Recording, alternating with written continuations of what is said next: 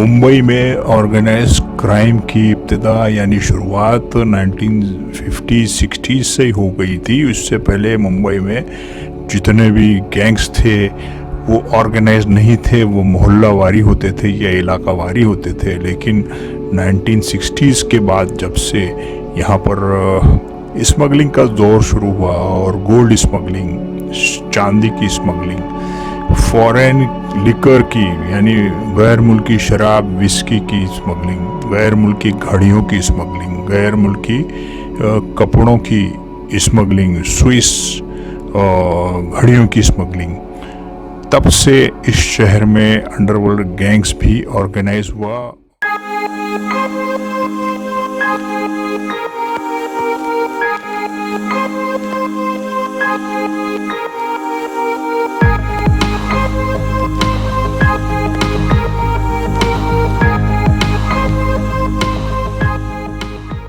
और उसको ऑर्गेनाइज करने के लिए स्मगलरों ने बहुत बड़ा रोल अदा किया था। यानी अगर 1960s और 50s की बात करें तो मुंबई में जो एरिया वाइज गैंगस्टर थे या जिनको मोहल्लों के दादा कहा जाता है, उनकी जगह पर मुंबई के ऑर्गेनाइज्ड गैंग्स को उभारने की जो पहली जिम्मेदारी थी वो स्मगलर्स की थी।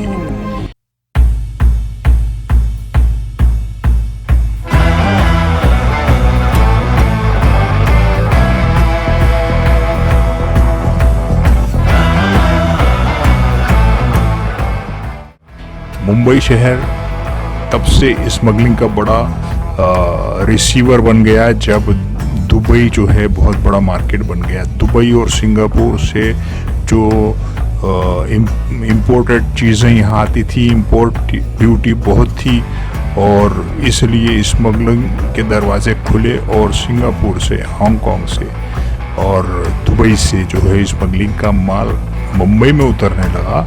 और ये 2 नंबर का ही माल था। उस माल को ट्रांसपोर्ट के दौरान और मुंबई के साहिलों के दौरान जो साहिली एरियाज थे, सी साइड्स थे, वहाँ पर ये उतारा जाता था। उसके प्रोटेक्शन के लिए गैंग्स की ज़रूरत पड़ी और स्मगलरों ने इस तरह से जो है गैंग्स को उभारा।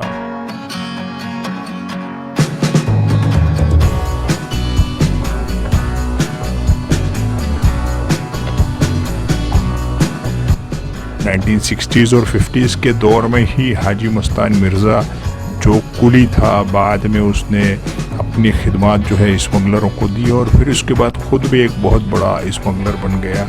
यूसुफ पटेल था और करीम लाला जो है वो मसल पावर जो है प्रोवाइड करता था।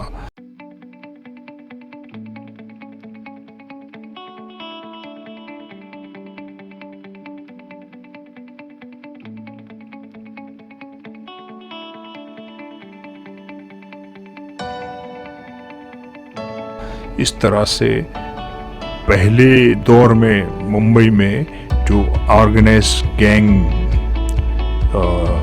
बना, मुंबई में पहले दौर में जो ऑर्गेनाइज क्राइम सिंडिकेट्स बने वो जो थे स्मगलरों की वजह से और स्मगलिंग की वजह से बने। ये दौर 1980 तक चला, 1984 तक चला और 1975 में जैसा कि कहा जाता है कि जयप्रकाश नारायण की हिदायत पर सारे स्मगलरों ने स्मगलिंग छोड़ने का ऐलान किया था और एक बहुत बड़ा इसका इवेंट भी हुआ था और उसको टीवी पे भी दिखाया गया।